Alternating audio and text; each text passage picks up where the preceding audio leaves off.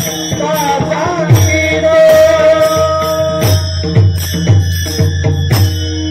परमात्म्याने 16,108 पत्न्या केल्या तरी देव ब्रह्मचारी ठरले.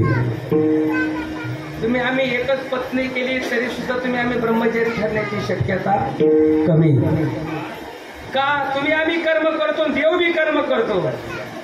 जीवामध्ये देवामध्ये का फरक आहे? तर तुम्ही आम्ही कर्म केले की त्याचा तुम्हाला मला बाद लागतो, त्याचं तुम्हाला पाप पुण्य लागतो. पण भगवान परमात्मा आलिप्त कमळ जळी जैसे. देवाने हा मायेचा मांडलेला खेळ आहे की फक्त दिसण्यासाठी, हसण्यासाठी काहीच नाही. फक्त हसण्यासाठी अमूर्त मूर्ती मधुसूदन समचरणी देखीला सत्यतो सत्यतो सत्यतो विठ्ठला फक्त देव सत्य आहे. आता देव कर्मापासून वेगळा आहे. एक सत्य पुरावा सांगतो तुम्हाला. एकदा दुर्वास महाराज गोकुळाला आले. श्रीकृष्ण परमात्म्याने पुन्हा पुन्हा पुन्हा पुन्हा विनंती केली दुर्वास महाराजांना, महाराज एखाद्या दिवशी या ना, या गोकुळाला. आले. पावसाळ्याचे दिवस होते. यमुनेच्या अलीकडे येण्याच्या ऐवजी यमुनेच्या पलीकडेच थांबावं लागलं दुर्वास महाराजांना. पावसाळ्याचे दिवस होते. यमुना भरून वाहत होती. देवाला सांगितलं, कृष्णा आता माझ्या जेवणाची काय व्यवस्था आहे? म्हणले डबे पाठवून देतो. गोकुळात गेले. दुर्वास महाराज आले. दुर्वास महाराज आले. दुर्वास महाराज आले. डबे घेऊन जायचे. किती डबे घेऊन जायचे?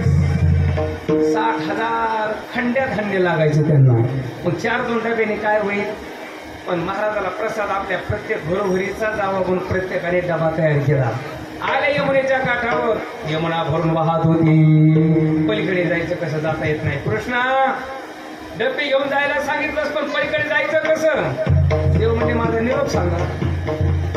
काय निरोप सांगितला? श्रीकृष्ण हा 16,108 पत्न्या करून ब्रह्मचारी असेल तर यमुना माते वाट देशील. काही गवळणी म्हणल्या काहीतरी वाटते का सांगायला? काहीतरी वाटते का बोलायला? काही गवळणी म्हणल्या सांगितलंय ना, डबे घेऊन जायचंय ना, काम होतंय ना. मग पंचायती करण्यापेक्षा आपलं बघू ना, निरोप सांगून बघू ना. अर्ध्या तिथंच थांबल्या, अर्ध्या पुढे आल्या आणि यमुनेला हात जोडले. हे यमुना माते, श्रीकृष्ण परमात्मा 16,108 पत्न्या करून जर बाळ ब्रह्मचारी असेल तर तू आताच्या आता ताबडतोब वाढ देशील. आणि खरंच यमुना माता दुभंग झाली. अर्ध्या पुढे गेल्या होत्या आणि अर्ध्या तिथंच थांबल्या होत्या. काय खरं काय खोटे म्हणून पटापटा पटापटा पटा पलीकडे गेल्या. पलीकडे जाईपर्यंत त्यांना संशय आला होता. त्यांना काही यमुनीने जाऊ दिले नाही. माझ्या देवावर संशय घेतात का? तुम्हाला नसता नाही. अर्ध्या काही तिथंच थांबल्या. ज्या गेल्या त्या दुर्वास महाराजांना जेवण खाऊ घातलं. त्या पलीकडे गेले की पुन्हा यमुना भरून वाहू लागली. दुर्वास महाराजांना जेवण खाऊ घातलं. लगेच परत आल्या. पुन्हा यमुना पहिल्यासारखी वाहू लागली. आता इथं कुठं कृष्ण आहे म्हणले महाराज आहेत. येताना कृष्णाचा निरोप सांगितला म्हणजे जमलं. पण आता कोणाचा निरोप सांगावा? यमुनेच्या काठावर सगळ्या महिला थांबल्या. दुर्वास महाराजांना बघितलं. का जात नाही? म्हणले यमुना भरून वाहती. मग निरोप सांगा ना माझा. डबे आणलेत ना मला? म्हणले हो. हा दुर्वास महाराज 60,000 खंडे अन्न खाऊन, धान्य खाऊन, सगळे डबे खाऊन जर निराहारी असेल तर यमुना माते वाट दे. अहो पहिल्यासारखीच वाट दिली. परत आले. मला हे का सांगावं लागलं? निष्काम निराळा गोपी लावी येला चाळा. 60,000 अंड्या खाऊन, धान्य खाऊन दुर्वास महाराज निराहारी ठरले.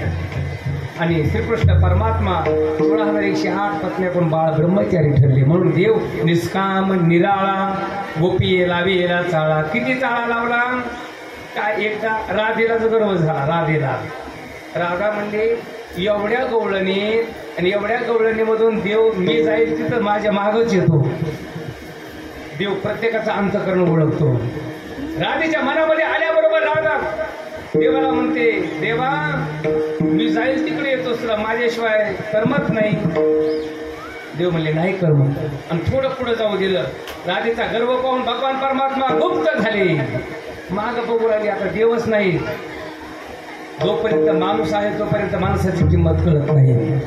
जोपर्यंत राधेच्या जवळ देव होते तोपर्यंत राधेला वाटायचं मी श्रेष्ठ आहे म्हणून देव मी सांगत तसं ऐकतो, मी म्हणत तसं वागतो. देव गुप्त झाले. आता आता काय उपयोग आहे? आता देवाचं गुणगान करू लागली, देवाला अळवू लागली. कन्हैया लागला तुझा रे छंद मला, कन्हैया लागला तुझा रे छंद मला,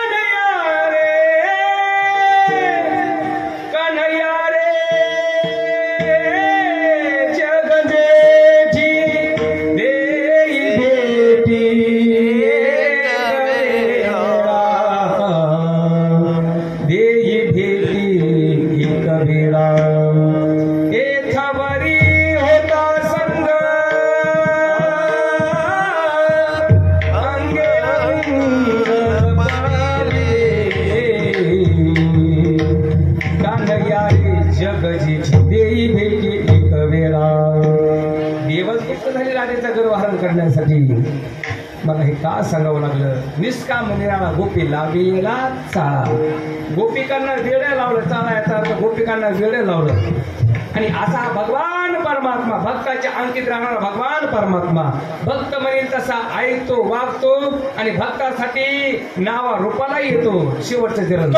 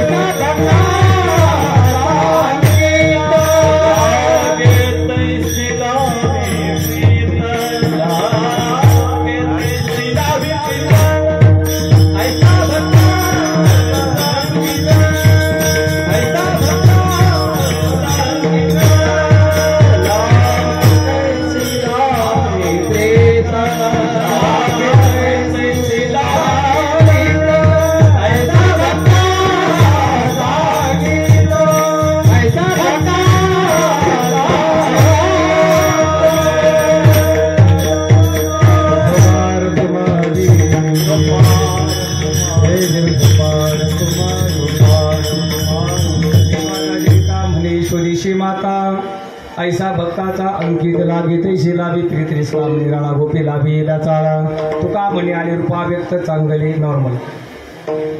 कार्याचं कीर्तन म्हटलं की अभंगाचा भावार्थ झाला. कार्याचं कीर्तन म्हटलं की चरित्र ते उच्चारावे केले देवे गोकुळी. आता 10 मिनिटामध्ये आपल्याला जास्तीत जास्त 15 मिनिटामध्ये, कारण चरित्र देवाचं सांगितल्याशिवाय कीर्तनकाराचं कीर्तन सार्थकी लागत नाही.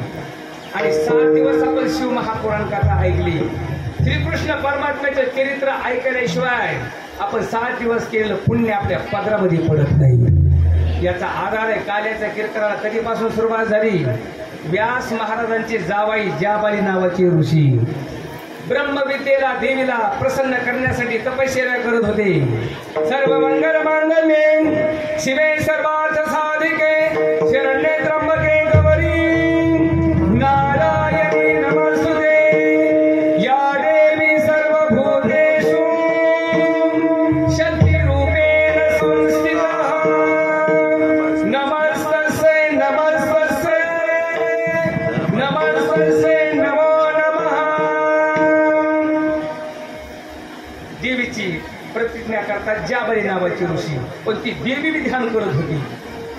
जाबाई नावाचे ऋषी डोळे उघडले, माते तुम्ही प्रसन्न व्हावे, तुमची कृपा माझ्यावर व्हावी म्हणून मी तुमचं ध्यान करतो, तुमचं नामचिंतन करतो, पण तुमचं माझ्याकडे लक्ष नाही.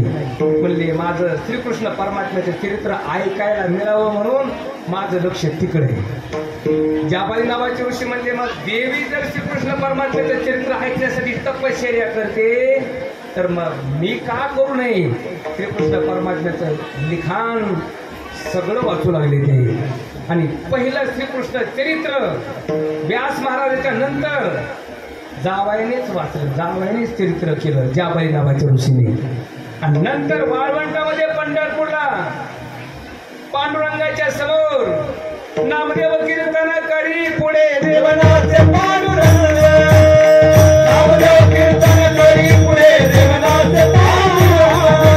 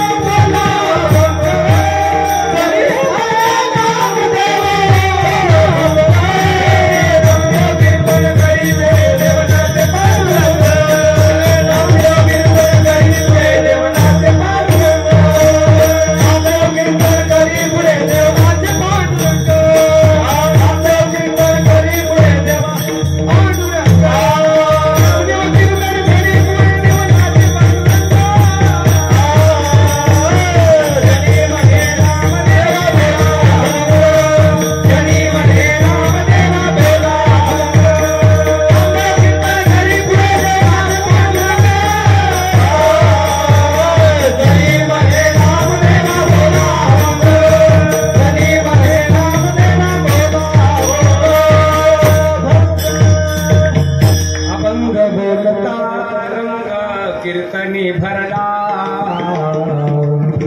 प्रेमाने छंदे विठ्ठल नाचू लागला. पहिलं कीर्तन पंढरपूरमध्ये देवाच्या समोर नामदेव महाराजांनी केलं आणि काल्याचं कीर्तन वाळवंटामध्ये झालं. तिथं काळा वाटण्याचं काम ज्ञानोबाराय करार. एकच काळी झाली चंद्रभागे वाळवंटे माझा ज्ञानराज गोपाळा शिलाया वाटी. आणि ते चरित्र ते उच्चारावे केले देवी गोकुळी. देवाने मथुरेमध्ये चरित्र केलं, वृंदावनामध्ये केलं आणि गोकुळामध्ये केलं, पण त्याचं बंधन आहे. चरित्र ते उच्चारावे केले देवी गोकुळी. आता रांगत असताना देवाने चरित्र केलं. रांगत रंगे थोडी करोनी धावणी धरती गवळी बांधीच गंगी गाराने यशोदी साजनी दैवत बक्षुडी तमारा नेळे नवल केली साजनी. कृष्ण आडीवा आडीवा परुतिनी माते दावा कृष्ण आडीवा आडीवा. भगवान परमात्म्याने चरित्र करता करता चरित्र म्हणजे खोड्यात देवाने एवढ्या खोड्या केल्या बासरी वाजवली. त्या खोड्यातही गोकुळातल्यांना वेळ लागलं आणि बासरीचं बी वेळ लागलं. आहारी सावळिया कैशी वाजवली मुरली तुझ्या मुरलीची ध्वनी अकल्पित पडली कानी. निवळ झाली अंतकरणी घरधंदा विसरले. आहारे सावळिया कैशी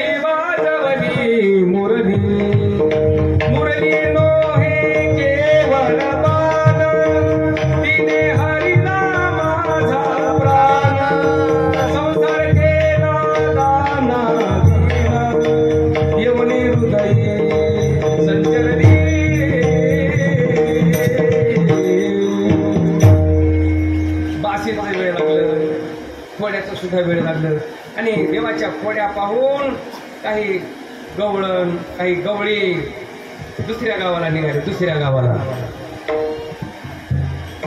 आता ज्या वेळेला भगवान परमात्मा खोड्या करू लागले, एक गवळण म्हणली धरायला जावं तर सापडत नाही आणि सापडला तर रूप बदलल्याशिवाय राहत नाही. एक तर सापडतच नाही, सापडला तर रूप बदलल्याशिवाय राहत नाही, मग पकडून तरी काय उपयोग आहे. एक गवळण म्हणली तुझी आई म्हणते धरून दाखव, धरून दाखव. तुला धरून दाखवते ही म्हणली माझ्या घरी. आणि कृष्ण परमात्म्याने सगळं ही दोन्ही सगळं खाल्लं, सुनेच्या तोंडाला लावून टाकलं. करवर म्हणला तर काय करतेस तर, हातामध्ये हात दिला तर उतर म्हणले गाडगं उतर. गवळण म्हणले देवाला म्हणले उतर गाडगं, चल तुझ्या आईकडे जायचं. देव म्हणले तुझं गाडगं मला उतर लावतोस, तुझं पोरगं कुठे गेलं. आता तिथे बी काही शिकायची धरायची होती का. असा देव धरले की हातामध्ये सुनाला नाही, एका हातामध्ये देवाला. नंदबाबाच्या दरबारामध्ये नेलं. नंदबाबा हे सुद्धा पुढं बसले होते आणि निघाली कृष्णाला आणि त्या सुनाला घेऊन. वाटत त्या गवळणीचा मुलगा भेटला गोविंदा नावाचा. गोविंदा इकडे म्हणले. तुझ्या आईने हात धरला, म्हणला लय दुखायला लागला बघ, मला थोडासा तुझा हात दे ना. ती गवळण म्हणजे पोटापर्यंत पदर होता बरोबर. तिकडे हरिद्वारला, ऋषिकेशला, अयोध्येकडे जरी गेलो ना झालं इथपर्यंत पदर आहेत. आपल्याकडे फक्त मुस्लिम बायाला पदर आहेत इथपर्यंत. त्याला काय म्हणतात ते, हो हा बुरखा, बुरखा. तर तिकडे आपल्या सगळ्या मारवाडी समाजाच्या महिलांना कुणाचे बी असं इथपर्यंत पदर आहेत. आता पदरातूनच बोलायचं, मग समोर कोणी कळतच नाही. कृष्ण म्हणला थांबा ना मावशी, हात दुखायला लागला, थोडं 2 मिनिटं थांबा ना, मला हात मोकळा करून द्या. पदर घेतलेला होता आणि त्या गोविंदाला बोलून घेतलं. गोविंदा, अरे माझा लय हात दुखायला, 2 मिनिटं तुझा हात देतोस का. त्या म्हातारीच्या लेकराला हात दिला. म्हातारी म्हणली किती वेळ लावतोस. जवळ होता. चला म्हणला मावशी, झाला आता. एका हातात सुनाला, एका हातात तिच्याच मुलाला दिलं आणि कृष्ण अगोदर आई पुशी जाऊन बसला. बघ आई, ते माझ्यावर आळ घेते बघ, मी तुझ्या पुशी बसलेलो का नाही. आणि ती गवळण म्हणते की आमच्या घरी तो दही खातो, दूध खातो, मी गेलो का कुठं तरी. आणि सुनाला लेकाला घेऊन होती. बघ यशोदे, धरून दाखव, धरून दाखव म्हणत होतीस ना. यशोदा म्हणले बुरका काढून बघ, बुरका काढून बघ.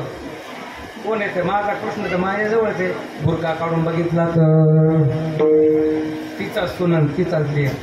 गोविंदा तू कधी आलता. गोविंदा मला आई मागापासून म्हणत होतो मला कुठं नेलीस, मला कुठं नेलीस, पण तू ऐकाय काय नाही. ती म्हणली तिथं हात बदलला, तिथंच झाला घोटला. पुन्हा दुसऱ्या वेळेस पुन्हा कृष्णाला पकडलं. देव म्हणला आता हात सोडित नाही, तुझ्याच मुलाचं रूप घेतो. तिचा मुलगा घरीच आणि तिच्याच मुलाचं रूप घेतलं. आता इथं राहायचं नाही म्हणजे, आता इथं नाही राहायचं, आता दुसऱ्या गावाला जायचं. सगळा पसरा गाडीमध्ये भरला. निघाली गाडी दुसऱ्या गावाला. माळरामाला गाडी जाऊ दिली. तहान लागली. पाणी पाणी पाणी. गवळण म्हणायची पाणी द्या, पाणी द्या. गवळी म्हणायची दिसतंय का पाणी कुठं. माळरा नाही. तुला पाणी कुठलं द्यायचं. देवानी मायाद्वारे मळा तयार केला. किती खोटं बोलतात म्हणली. मळा विहीर आहे, मोटर आहे, पण मी जाईन पाणी आणायला, ते कृष्ण येईल, माझं रूप घेईन, पुन्हा परत गोकुळात नाही. एवढे ना म्हणली 2 थोपडी तर देत असतील. मग खऱ्या मार्काला झाडी घेऊन विहिरीकडे जाऊ दिलं आणि देवानी पाण्याची झाडी भरून घेतली आणि आला गवळणीकडे. ही म्हणला पाणी पाणी करायचं. पाणी पेली. निघाली गाडी. कृष्ण लगेच खरा मालक पाण्याची झाडी घेऊन आला. पत्नीला म्हणला हे बघ, मी म्हणलोच होतं मी पाण्याला गेल्यानंतर कृष्ण माझं रूप घेईन, तुला परत गोकुळाकडे नेईल, हे पी पाणी. त्याची बायको होती, ती म्हणते तुला मी दिसले का पाणी पाजायला. तिकडेच पाज न कोणाला पाजायचं तर 2 थोबाडीत देत असते. ते मला जमलं कडे माझीच बायकून माझ्या थोबाडीत मारायला लागली. असं नाही जमणार म्हणला. कृष्णाला खाली ओढू लागला. लगेच तिसरं देवाने रूप घेतलं. त्याला बी खाली घेतलं. 4-5 जण सारख्याला वरके दिसायला लागले. परत नंदबाबाकडे गेली.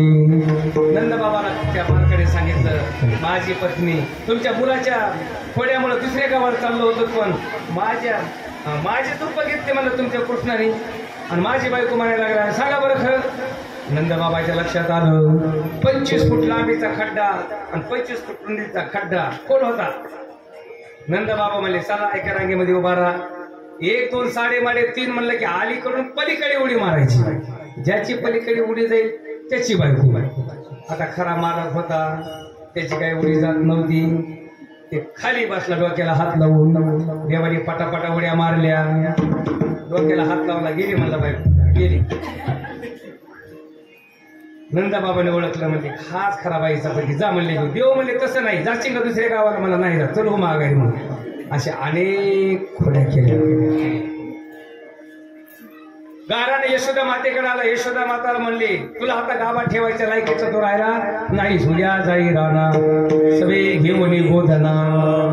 वरच्या वाकुड्या पेंद्या सुद्धा सगळ्यांना एकत्रित जमा केलं. यमुनेच्या काठावर आले, गायी चालल्या, खेळ खेळले, हमामा होतो तो हुंबरी. अनेक प्रकारचे खेळ खेळल्यानंतर गोपाळ म्हणले, खांदे भार पोटी भोग, काय खेळा याची सोग. लांब येतो येते, आकडता येते, काय त्याला ते म्हणतात. 15 मिनिटाची महाराजाची तुझी झालीच नाहीत का? पुन्हा चान्स द्यायचं नाही. भाऊ म्हणते, प्रकाश महाराज म्हणते, ह्याला बोलवायचं नाही आता, म्हणून बंद करा म्हणण्याच्या अगोदर आपण बंद केलं.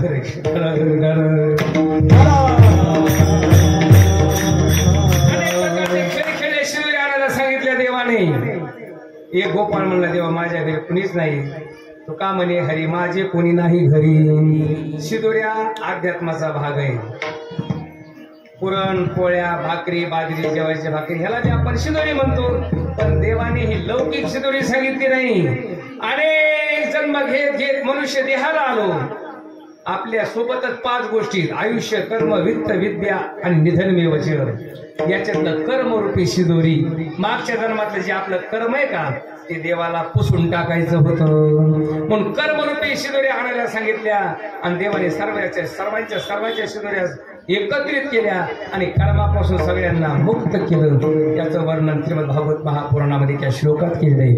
बिभ्रत वेदो जठर पटयो शृंग वेत्रीच कक्षी वामे पानो मस्रन कवलम फलानि गोलिषु तिष्ठन्मध्ये सुपरि सुहदो हास्य नर्मभि स्वर्गे लोक मिशिते भुजो यज्ञ भुगभाल गेली गोपाल भगवान की जय. मुबारक मागी माऊली ज्ञानेश्वर माऊली